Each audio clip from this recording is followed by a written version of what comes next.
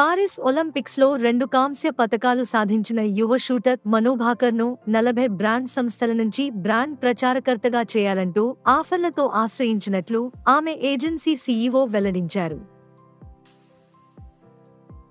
Team India మాజీ cricketer coach Anshuman Gaikwad మరణించారు.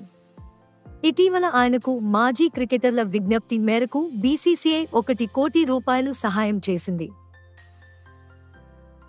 Centre for study science technology and policy (CNTEP) సంస్థ చేసిన అధ్యయన ప్రకారం 2040 నాటికి భారత్లోని తీర ప్రాంత నగరాలకు భారీ ముప్పు ఉందని తెలిపింది. 2040 నాటికి ముంబై గోవా రాజధాని పనాజీ 10% పైగా మునిగిపోనుందని తెలిపింది.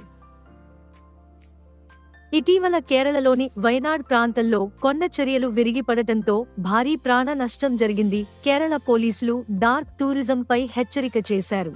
ప్రమాదకర, హింస, యుద్ధభూమి, అసాధారణ పరిస్థితులు జరిగిన ప్రదేశాలను సందర్శించి అక్కడ విషాదాన్ని ప్రత్యక్షంగా అనుభవించిన వారి ఉద్వేగాలతో కనెక్ట్ అయ్యేందుకు డార్క్ టూరిస్టులు వాటిని ఎంచుకుంటారు.